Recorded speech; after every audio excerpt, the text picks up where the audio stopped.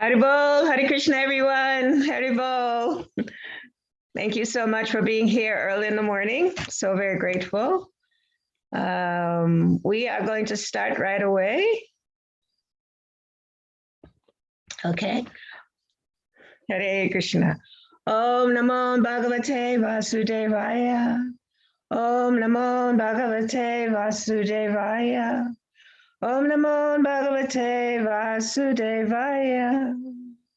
So today we're reading from Srimad Bhagavatam, Canto 9, Chapter 13, and we're reading text 10. And as I understand, I'm going to be reading the verse, only because we won't have it on the screen. Sorry about that. Or actually, maybe we will have it on the screen. Let's see. So I'll just start reading the verse. Text 10.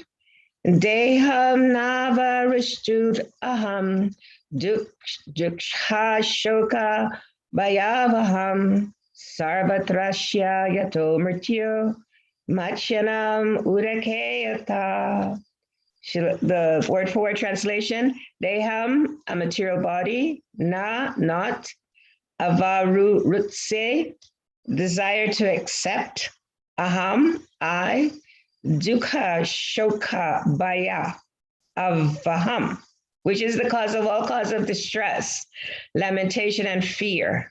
Sarvatra, always and everywhere within this universe. Ashya, of all the living entities who have accepted material bodies. Yataha, because. Mrityu, death. Matsyayanam, of the fish. Udake, living within the water. Yata, like. Srila Prabhupada's translation and purport. I do not wish to accept a material body, for such a body is the source of all distress, lamentation, and fear, everywhere in the universe, just as it is for a fish in the water, which lives always in anxiety because of fear of death.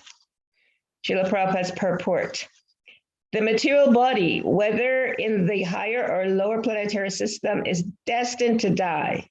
In the lower planetary system or lower species of life, one may die soon. And in the higher planets or higher species, one may live for a long, long time, but death is inevitable. This fact should be understood. In the human form of life, one should take the opportunity to put an end to birth, death, old age, and disease by performing tapasya. This is the aim of human civilization, to stop the repetition of birth and death, which is called Mrityu Samsara Vartmani. This can be done only when one is Krishna conscious or has achieved the service of the lotus feet of the Lord. Otherwise, one must rot in the material world and accept a material body subject to birth, death, old age, and disease. The example given here is water is a very nice place for a fish, but the fish is never free from anxiety about death, since big fish are always eager to eat the small fish. Falguni tatra mahatam. All living entities are eaten by bigger living entities. This is the way of material nature. Ahashtani sahashtanam apadani chatushpadam falguni tatra mahatam jivo jivasya jivanam. Those who are devoid of hands are prey for those who have hands. Those devoid of legs are prey for the four-legged. The weak are the subsistence of the strong, and the general rule holds that one living being is food for another. Srimad Bhagavatam 1:13-47. The Supreme Personality of Godhead has created the material world in such a way that one living entity is food for another. Thus, there is a struggle for existence, because although we speak of survival of the fittest, no one can escape death without becoming a devotee of the Lord. Adim vina naiva sritim tarantite. One cannot escape the cycle of birth and death without becoming a devotee. This is also confirmed in Bhagavad Gita 9:3. Aprapya mam nivartante mrityu samsara vartmani. One who does not attain shelter at the lotus feet of Krishna must certainly wander up and down within the cycle of birth and death. Om Gyanati Mirandasya Ganagana Shalakaya Chakshunmilitam Yena Tasmai Shri Gurave Namaha Shri Chaitanya Manovishtam Stapitam Yena Bhutale Swayam Rupa Karamayam Dadati Svapadantikam Vandeham Shri Guru Shri Yuta Parakamalam Shri Guru Vaishnavamscha Shri Rupam Sagrajatam Sahagana Raghunatam Vitam Tam Sajivam Sadvaitam Sarabhutam Parijana Sahitam Krishna Chaitanya Devam Shri Radha Krishna Padam Saha Lalita Shri Vishakam Vitamscha Hey Krishna Karuna Sindhu Dinabandhu Jagatpate Gopesha Gopika Kanta Radha Kanta Namastute Tapta Kanchana Gorange Radhe Vrinda Vrineshwari Vishabhanu Sata Devi Pranamami Hari Priye Vanchakalpata Rubhyascha Kripa Sindhubhya Evacha Patitanam Pavanebhyo Vaishnavebhyo Namo Namaha Namo Vishnupadaya Krishna Prasthaya Bhutale Srimati Bhaktivedanta Swami Namine Namaste Saraswati Devi Gauravani Pacharine Nirvishesha Sunyavadi Paschatya Tarine Namo Om Vishnupadaya Krishna Prasthaya Bhutale Srimati Bhaktivedanta Swami Namine Namaste Krishna Padaya Prabhupada Shitatmane Shri Gaura Karna Shakti Bhakti Tirtha Dinamine Hare Krishna Krishna Krishna Hare Hare Hare Rama Rama Rama Hare Hare Hare Bol. So once again, Ekavir Prabhu unfortunately is not here with us this morning, so sorry about that. Actually, we have Julian Yatra going on at our temple at the same time, and so he's assisting over there with the cart. So with the swing and pulling of their lordships. So please excuse us for him not being here today. So before we start with the verse, I just wanted to share that today is the disappearance day of Srila Rupa Goswami. And as we all are aware, Rupa Goswami is the foremost, the fountainhead actually of the path of Bhakti, one of the most exalted devotee followers of Chaitanya Mahaprabhu. And today is his disappearance day, and he's been honored today in Vrindavan by the VIHE. They've been having 3 days of festivals honoring Srila Rupa Goswami. And today the festival is in Tirkadamba. Tirkadamba, as you know, is the place where Rupa Goswami performed so many of his pastimes. And so, yes, we understand that Rupa Goswami has written so many books to help us, very practical books to help us on this path of bhakti. And 2 of the books that Rupa Goswami wrote, The Nectar of Instruction and The Nectar of Devotion, both of those, actually the Bhakti Rasamrita Sindhu that Srila Prabhupada translated as The Nectar of Devotion. And both of those books are used in our Bhakti Sastri courses. So to assist students to understand this mood of Srila Rupa Goswami, Srila Prabhupada tells us that we are Rupanugars, we're followers of Rupa Goswami. And so because of Rupa Goswami, we are I think we read the verse. Thank you. Because of Rupa Goswami, we have been fortunate, at least, you know, as aspiring Vaishnava myself, as an aspiring Vaishnava, that mercy has come down to us from Srila Rupa Goswami. And so today is a really special day. It's a special day for me because Rupa Goswami it's important in all of our lives. However, I remember the first time I went to Vrindavan, India, back in 1980. That was the first experience that I had of actually visiting Srila Rupa Goswami's Samadhi at the Radha Damodar temple and learning about Rupa Goswami and getting a chance to get some understanding of who Rupa Goswami is. When I actually joined, I didn't understand. I didn't know anything about Rupa Goswami. And so, so Rupa Goswami is again someone that, he's his foremost acharya. He, as all the six Goswamis, however, he is the one that established the Radha Govinda temple, the Radha Govinda deities, which now is in the Radha Govinda temple. And he is the personality that, this is the Radha Govinda deities are these are the deities for all the Vaishnavas. These are the deities Radha Govinda that was worshipped by all Vaishnavas. And as we all know, when Srila Prabhupada, our Srila Prabhupada, when he decided to just go and just be somewhere alone, in terms of when he decided that he wanted to fully renounce, he went to the Radha Damodar temple, as we know, and there is the samadhi of Srila Rupa Goswami. And we are told that Srila Prabhupada, he prayed to Srila Rupa Goswami before coming to America.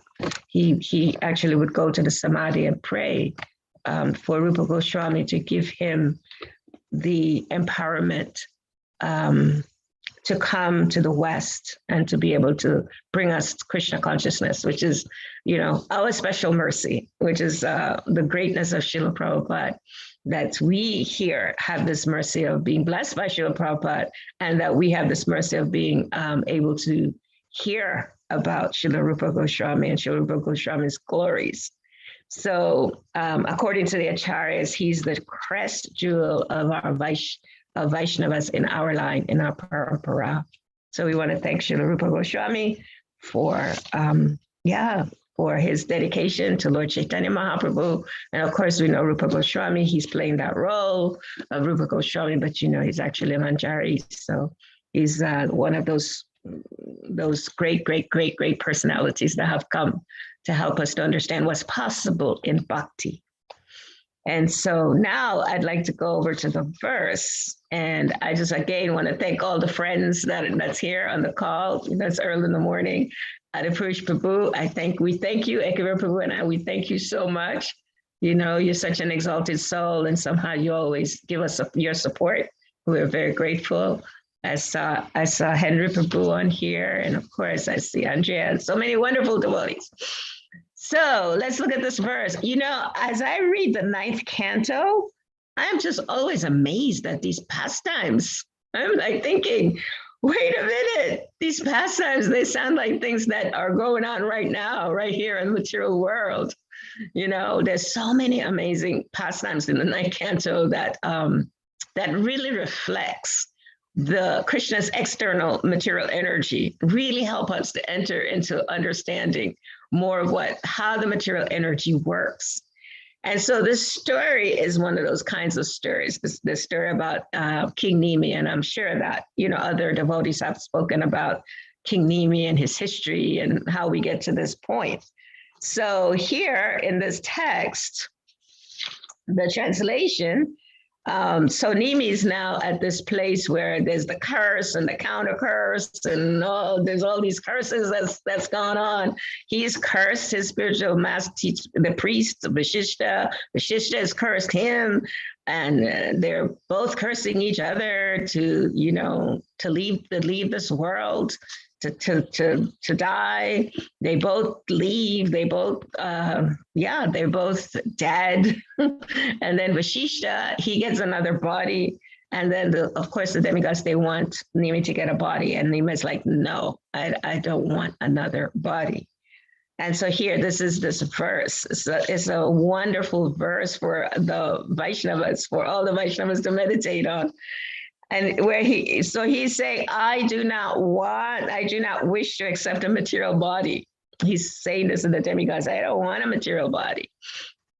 And he says, because this body is a source of distress and lamentation and fear.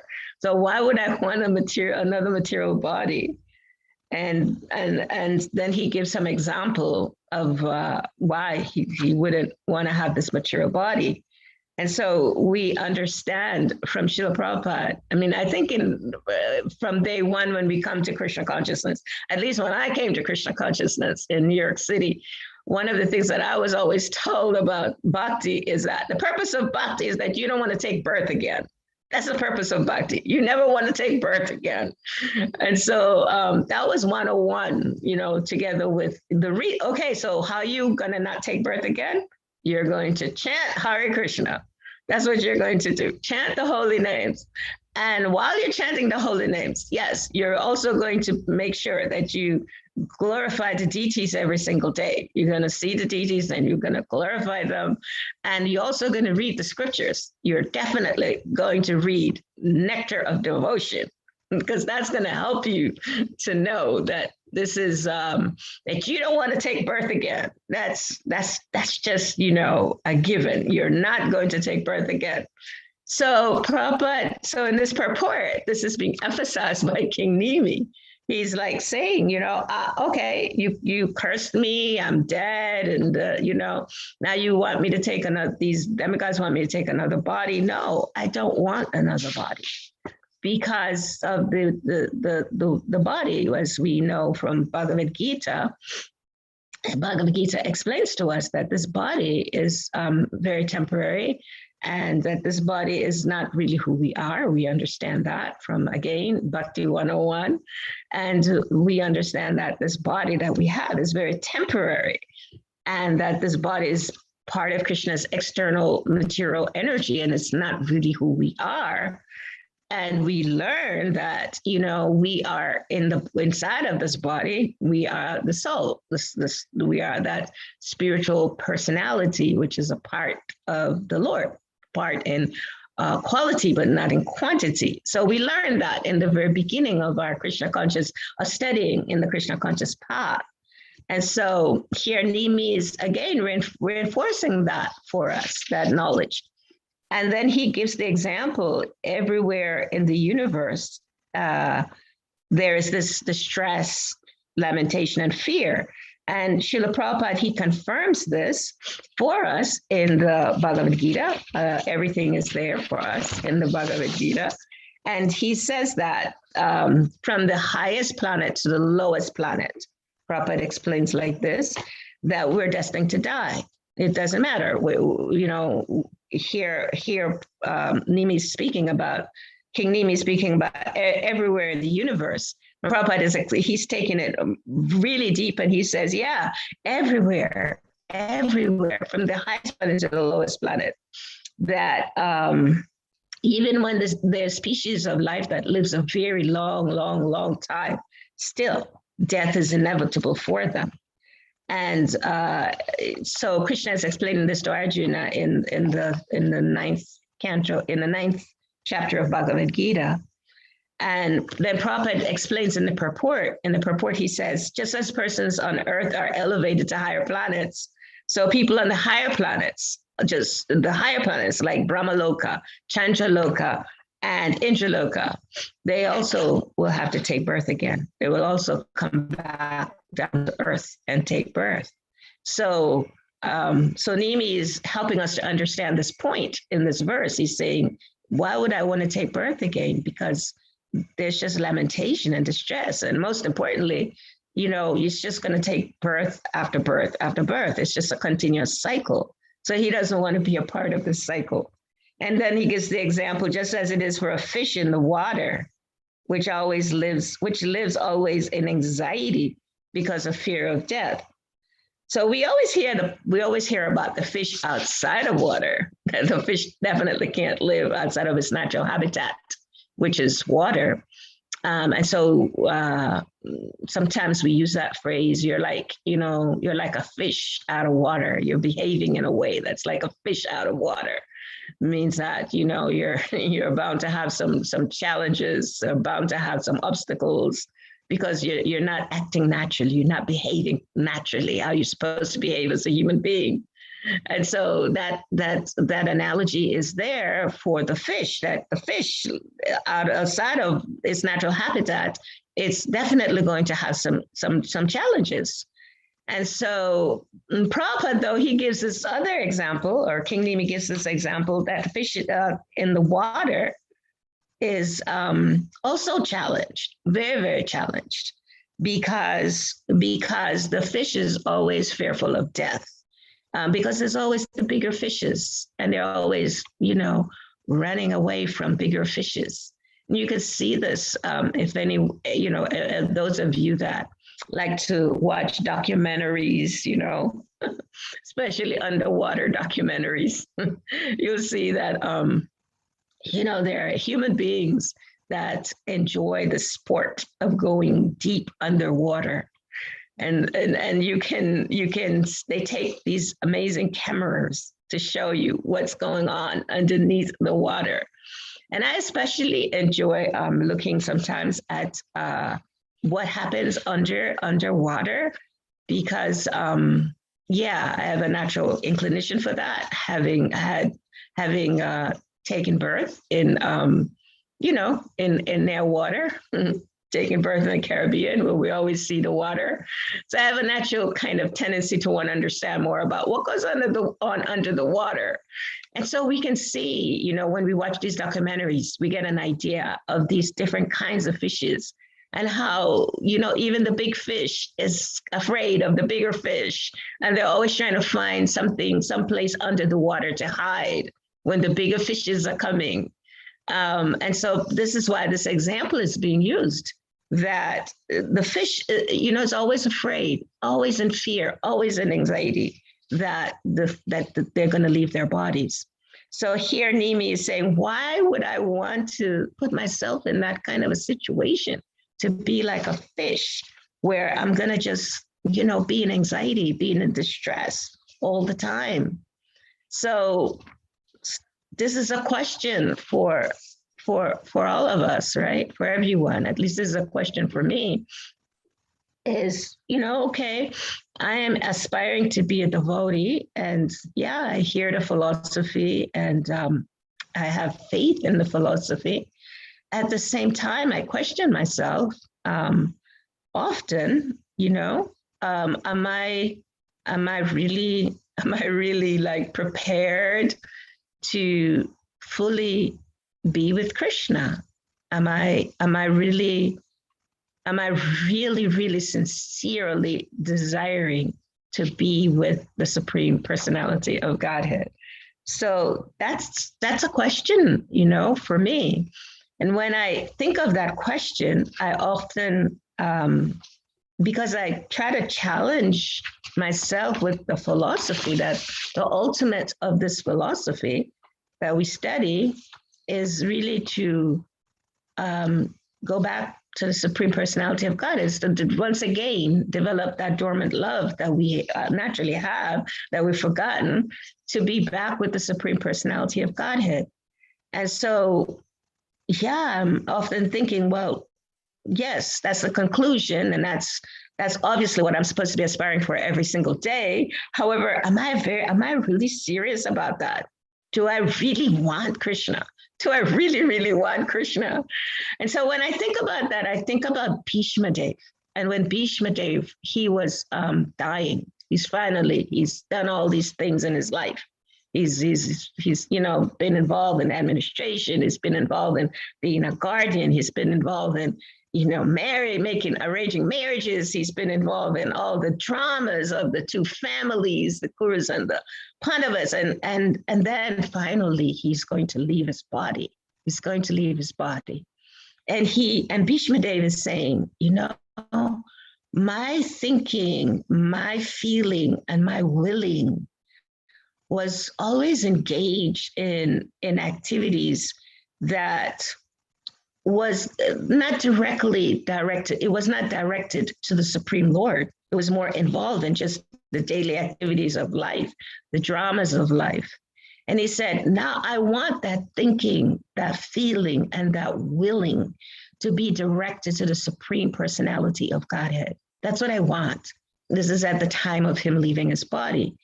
And so, of course, we know that pastime, and we know that Krishna himself was on that battlefield with Bhishmadev when he's leaving his body. And we know that Bhishmadev had all these arrows in him.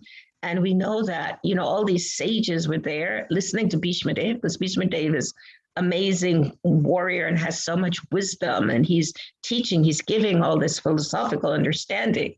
And he's helping everyone to understand that who Krishna is. And Krishna is there. Krishna is personally right there. And many, many of the people there, even the sages, they didn't know that Krishna is God, that Krishna is the Supreme Personality of Godhead, right standing there with them. And so then I think about that and I think, wow, these very great personalities, they're there, in this amazing auspicious situation, and Krishna is right there with them, and they're not aware. They're just not aware. And I think, whoa, what's the hope for me? What can I say, about being aware of Krishna at the time of death? What can I, so anyway, Bhishma, he's praying like this. He's saying, I want my thinking, my feeling, my willing now to just be focused on the Supreme Personality of Godhead, on the Supreme Lord, on Krishna.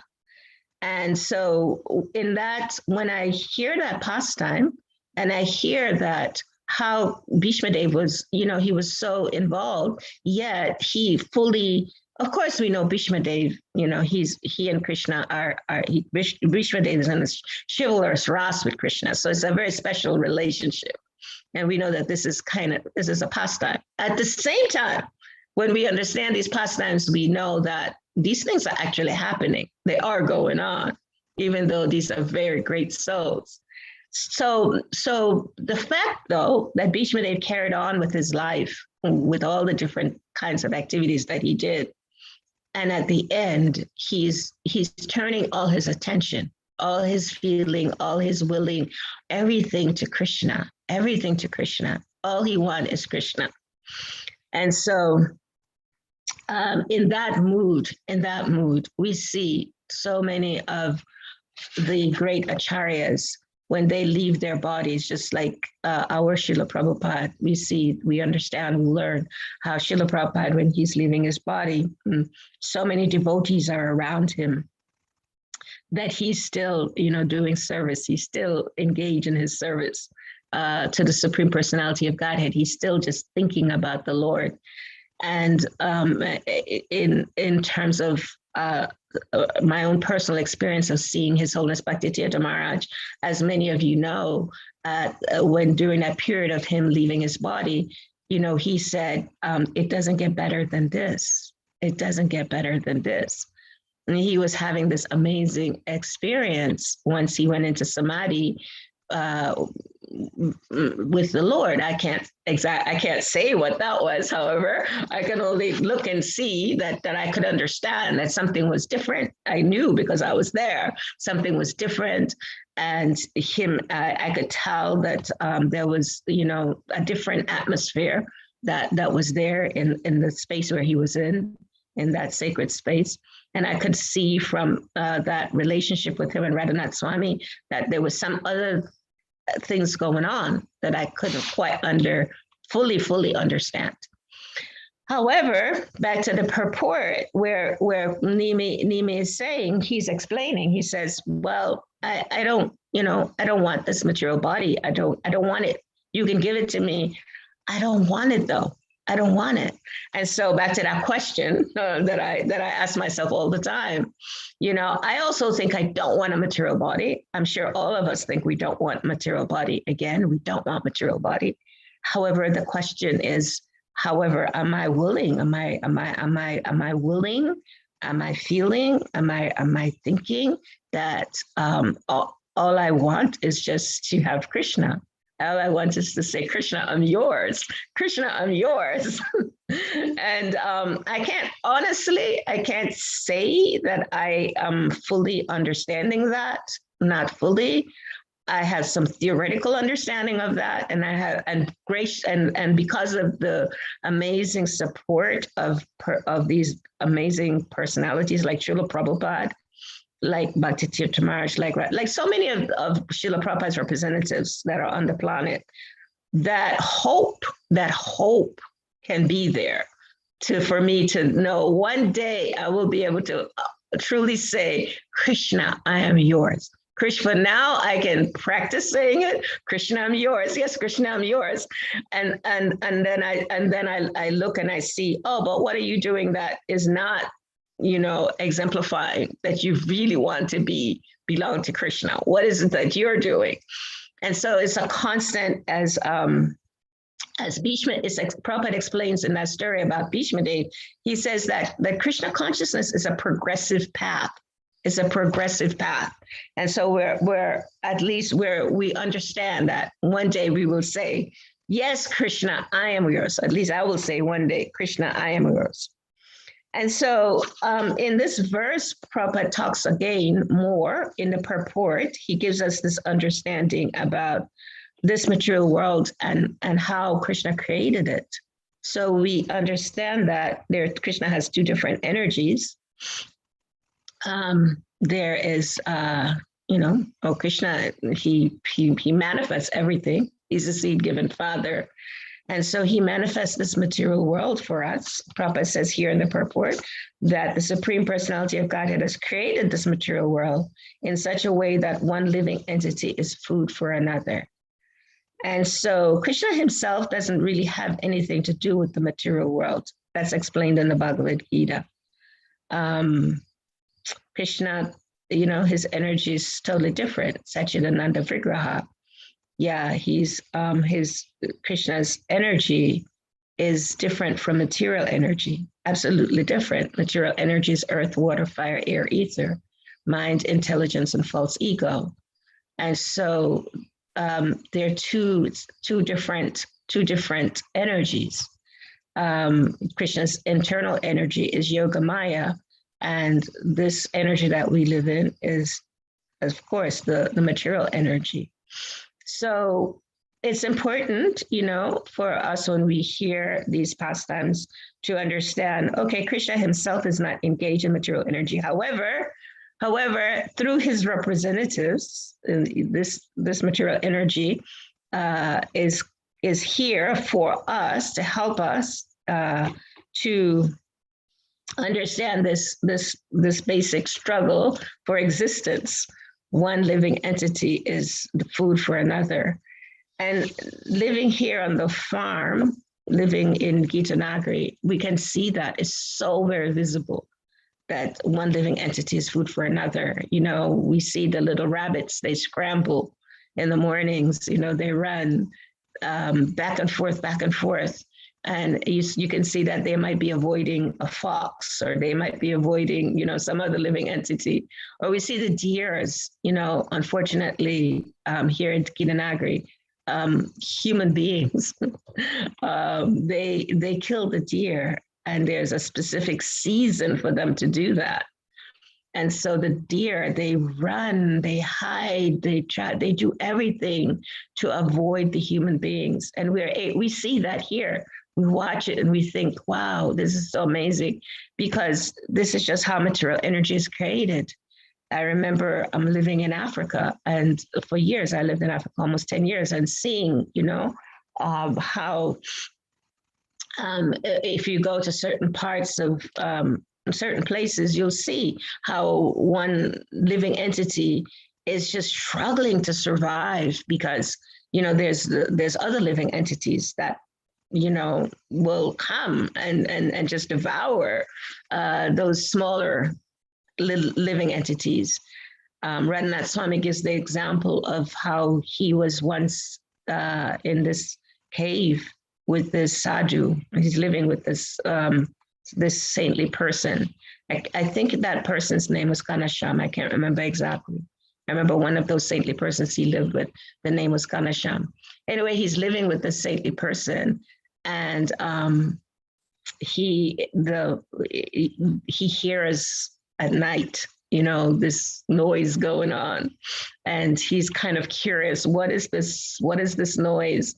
And the sadhu is full and totally undisturbed by the noise. But however, Radha Maharaj is like kind of very curious, very questioning, wondering, at the same time, not thinking that to go outside, very smartly not thinking he should go outside. And I believe the next morning he's asking the sadhu, what was going on? There's so much noise. And so the sadhu said, oh yeah, those are I believe it was the tigers. Yeah, the tigers, they come at night, they're here, they're around at night. And so Ranaswami was like, whoa, okay. So it's kind of like that. That's how the material world is created, that we're never really safe. What is that verse? Padam yavi padam natesha. There is danger at every step. Every step, there is some danger in this material world. And that's the beauty of Krishna's servant, Maya. She's doing her job so beautifully, that she's saying to us, okay, when you are sincerely ready, which is again coming back to that question that I ask myself very, very often, am I sincerely ready to say, Krishna, I am yours? Am I sincerely ready? And until that time, I realize, I understand by studying, by hearing the scriptures, by serving the devotees, by taking association from the Lord, by chanting the holy names of the Lord, I understand at some point, I will come to that place to say, yes, Krishna, I am yours. Yes, Krishna, I am yours. I understand that fully. However, in being encaged in this material body, and this material body having so many innumerable desires from so many past lifetimes, and being at that, trying to understand, okay, how Krishna, there's all these desires, so many different kinds of desires. And so only you, Krishna, only you and your representatives can help me, to transcend, or to be able to move for these desires to be transformed into desires just for you. Only by your mercy, only by the mercy of your representatives like Srila Prabhupada, Srila Rupa Goswami, Srila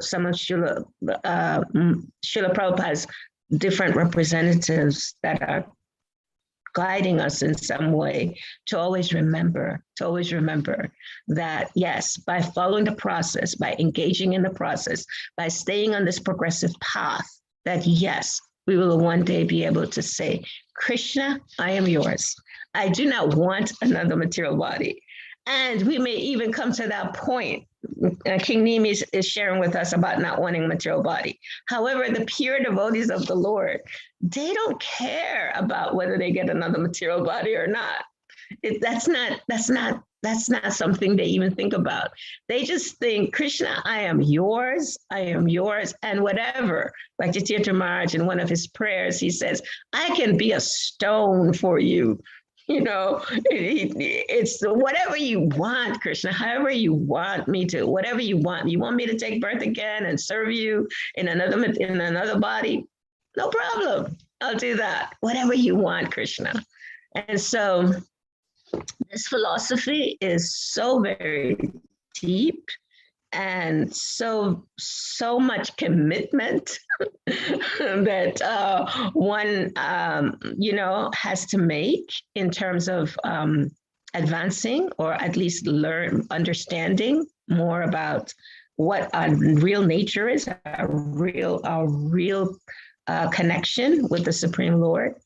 At the same time, there is hope, because we do have this understanding that this material body is definitely it's not fun. It's not something that gives us joy unless we are using it in Krishna's service. Then we experience some joy. Unless we're chanting, then we experience some joy. Unless we're serving the devotees, then there's joy. Yes, so there's joy once we realize what the material body is for. However, if we don't, then like King Nimi says, no, I don't want it, because then it's just distress, lamentation, and fear. And so, yeah, for those of us like myself that still a little bit stuck in the lamentation and fear and all that with the body. My prayer is simply, to be able to continue to serve devotees like yourself that's on this call today. I know that that's a part of having this, that assist with this progressive move forward. So I thank you very much. And again, I apologize for Ekavir Prabhu not being here today. And yes, so please, is there any comments? I'm very happy to have some discussion. Thank you so much for being here, Henry Prabhu. Thank you. Hari Hari. So if there's some comments, I think we have a few minutes. Hare Krishna, Ajalila Prabhu. Tagora, Hari Hari, Hari Bol. Thank you so much. Thank you. I'm always so happy when you are coming to give class, and I just find that the way that you relate to everything is so relatable to me in terms of putting yourself, like understanding that, we can read about these things and they're just the ideals, and knowing like that we're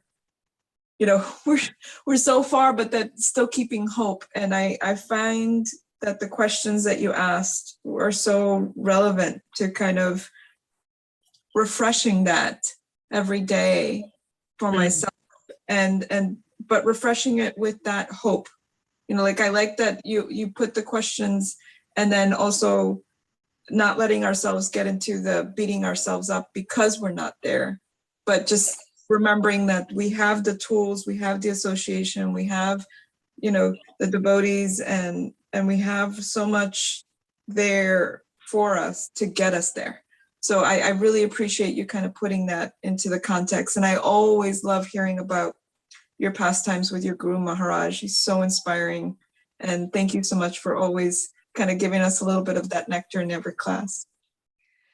Thank you so much, Andrea. You are the person that nourishes. You're always so very kind, and your words, they're always such inspiration for me. And Krishna consciousness. I think we got to be real. Just got to be real.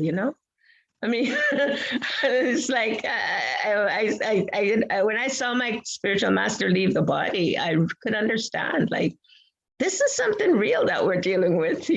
It's real. We can't pretend to be one thing and not be that. And because at the time of death, really, everything comes out. Everything. Wherever we are at, that's what comes. That's what's going to come out.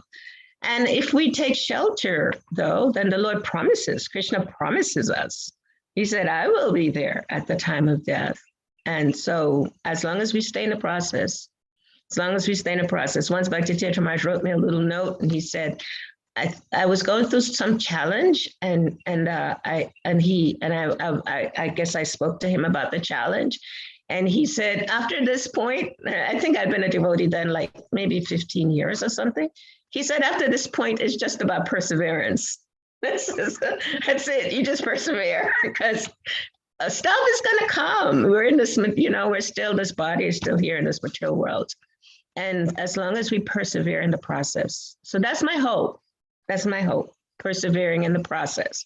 And for me, the process is so much about the devotees.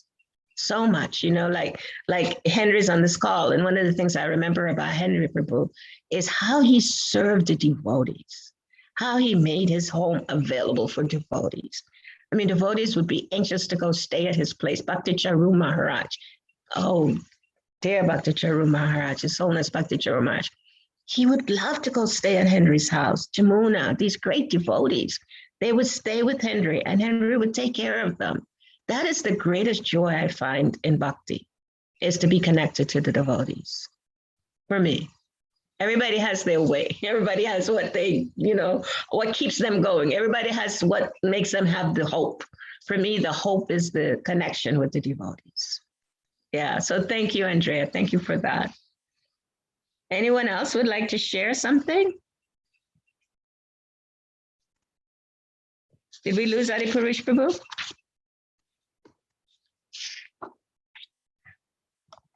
Okay. Then I am going to I'm going to stop here, and I'm going to thank everyone for being here once again. Bhakti Center is my Saradia raised her hand. Okay, Saradia Ras, Saradia from South Africa, pioneer of the Sadhvi Sangha. Yes, Saradia. Hare Krishna, dear Mother Rajila. I just wanted to thank you for giving the class, and I always appreciate. So I think you have such a nice balance between giving us the philosophy, but then also giving us your own realizations and the practical application of Bhakti Yoga. I was just wondering, since it's the I think, if I remember correctly, the appearance day of Rupa Goswami today, if you could mention something more about him, or a pastime of Rupa Goswami, or maybe something Prabhupada said about him. I was just wondering if there's more you could share. Okay, so I know that right now there's a program going on in Vrindavan with for Rupa Goswami from the VIHE, and they just sent me this morning. So I will share this with you. That was sent to me. Today is the divine appearance day, disappearance day of Srila Rupa Goswami, the supremely merciful giver of Braj Bhakti and crest jewel of Vaishnavas in our parampara. May he bless us with Braj Prem. So that's a prayer to Rupa Goswami today. Sri Chaitanya Manobishtam Sapitam Yena Bhutale Swayam Rupa Karamayam Dadati Swapadantikam. When Srila Rupa Goswami Prabhupada, who has established within this material world the mission to fulfill the desire of Lord Chaitanya, give me the shelter under his lotus feet. So that's another prayer for him. To him, even though numerous eternal associates of Sri Chaitanya Mahaprabhu appeared in this world and inundated the entire universe with the flood of transcendental loving service to the divine lotus feet of Gandharvika Girdhari, yet Srila Rupa Goswami is considered as the foremost associate of Satchidanandan Gaura Hari, who appeared in this world to bestow upon all the conditioned living entities the most elevated, brilliant devotional service in paramore love, as he is the one who established the innermost heart desire of Sriman Mahaprabhu. All the previous Gaudiya Vaishnavacharyas have accepted Srila Rupa Goswami as their Shiksha Guru, and thus we all, due to our unfathomable good fortune, have been blessed with the opportunity to be the recipients of his causeless mercy, being in his line of disciplic succession and being known as Rupanugas. That's from, that was sent to me today. That was sent from the festival that they're having. One quick pastime I'll share of Rupa Goswami is happening for me right now. So there, about a couple of months ago, I had this desire to want to hear more about Krishna. I just wanted to hear about Krishna. I know we all get that sometimes. We just want to hear more. So I wanted to hear more about Krishna. So I decided to take a class in Vrindavan and study the 10th canto of Srimad Bhagavatam, because I know that's where pastimes are of the Lord. And so I registered for this class, and I'm taking this class. And then I find out that there is going to be these seminars that's going to be given by our dear Urmila Prabhu. And Urmila Prabhu's classes, her seminars, they're specific seminars, they're going to focus on the last part of the Nectar of Devotion. So normally in our Bhakti Sastri, we study chapter 1 through 19 for Nectar of Devotion that Srila Prabhupada translated. Urmila Prabhu will do seminars on chapter 20 through, I'm guessing 54, something like that. So So of course, we all know Urmila is an amazing, one of the best teachers, I believe, for me anyway, in our movement. She's just amazingly articulate teacher. So I was very excited, so excited. And then she gave the first class, the first day on the Nectar of Devotion, yes. And also we needed to read the Bhakti Rasamrita Sindhu. And it was just, for me, it was just so amazing reading the Bhakti Rasamrita Sindhu, because I felt like I was studying like a foreign language, to be honest with you. It was kind of, because starting from chapter 20, it's like, okay, it's talking about Ras, with Krishna. And I was like, totally like, oh, Rupa Goswami, what is this? Like it's like entering into a whole other world of understanding about the Lord.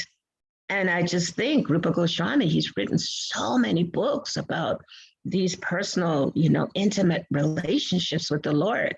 And then I thought, should I really be studying this? Because I have no clue, no understanding, right? However, one realization I got from being a part of this course and also hearing from our beloved Urmila Prabhu is that Bhakti is to really develop in Bhakti. It's very important to have knowledge, really important. Knowledge, not in the sense of gyan, but knowledge in terms of understanding why we're doing what we're doing. What is the purpose of all this? And the personality that I understood just from the second part of Nectar of Devotion that can help us to understand that the most is Srila Rupa Goswami. So that's a pastime that I'm engaged in right now, is just studying Bhakti Rasamrita Sindhu and all the commentaries by Jiva Goswami.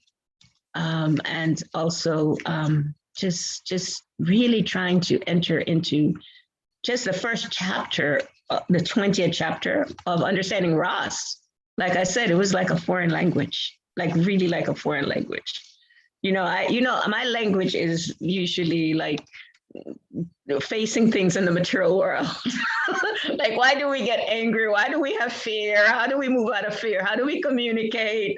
That's like my language. And so going into Rupa Goswami's language, it's I can only say I have hope to enter into that understanding. And I know that it will happen. I know that. I hope that was helpful for you, Saradia. It was. Thank you very much, Mother Rashida.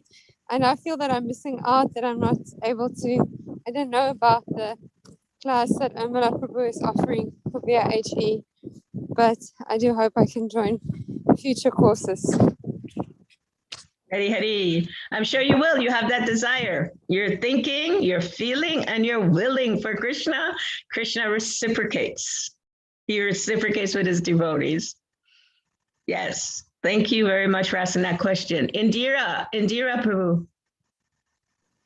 Hare Krishna Mataji. Thank you so much for this class. I really, really appreciate it. You said so many things that I've been struggling with, especially your last point just now, which kind of was my question. So I took Bhakti Shastri many, many years ago and decided I needed to take it again. And I think the reason I wanted to take it is because it was so, I just didn't get it the first time. And this time I'm getting very little, but I'm getting more. But yeah, there are moments where I feel this is so overwhelming. This knowledge is so way above me. I almost miss the days where I was just simply in love with Krishna and wanting to serve and keeping it very simple. And now I feel like, no, I need to understand this. I need to understand why I'm doing this and explain it better to people. It's not just internal. So I appreciate you saying, yes, we need to understand this knowledge and that eventually we will. Maybe, hopefully I will get a better understanding going forward. So thank you. Thank you. And I'm just wondering if you have anything to comment to that. Yeah, systematic study, Prabhupada wanted that. and he requested us to study in this way, and the devotees, bless all the devotees that contributed to making this happen in his movement, the systematic study of the scriptures, and that this is available now for devotees all over the world. I mean, in Africa recently, they started the systematic study of Srila Prabhupada's, Srila Prabhupada's book, the Bhakti Satri. And I was just so excited about that. So systematic study, I believe, it's very helpful. And yes, for me, like I said, I wanted to just hear more. I wanted to hear more about Krishna.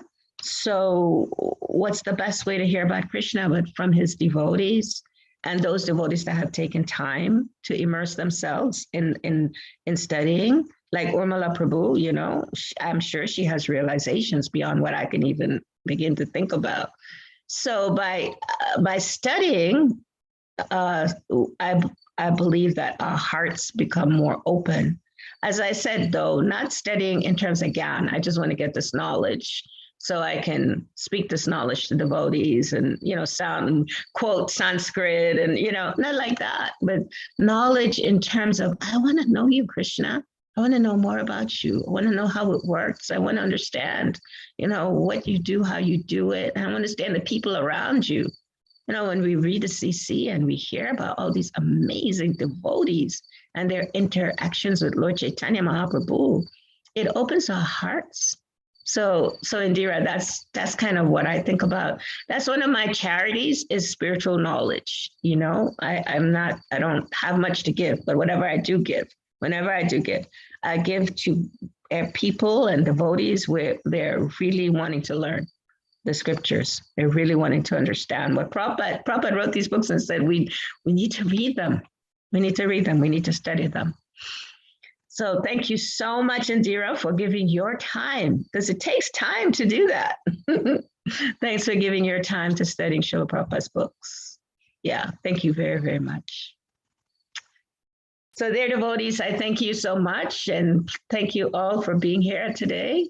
Yeah, I'm just very grateful and very appreciative for all of you for your support. You encouraged me to want to, dive deeper in that mantra, Krishna, I'm yours. I want to one day say that for real. Krishna, I'm yours. So you're helping me with that. Thank you very much. Thank you. Hare Krishna. Hare Hare Bol.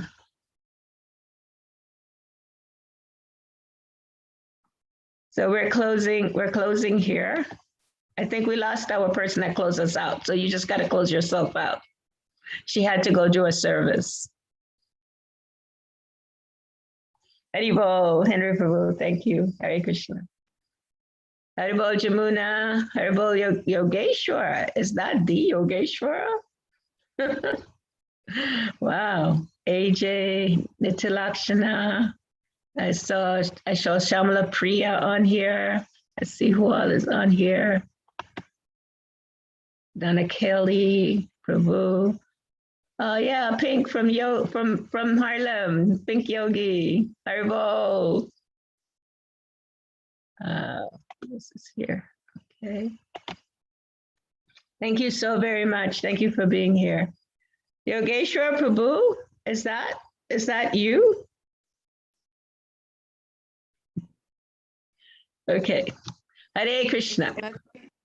Haribol? Yogeshwari Devidasi, Yogeshwari. Yogeshwari Devi. Okay, thank you so very much for being here. Thank you. Haribol. Hare Krishna. Okay, dear devotees, I'll see you soon, next month. Haribol Dana Kelly Prabhu.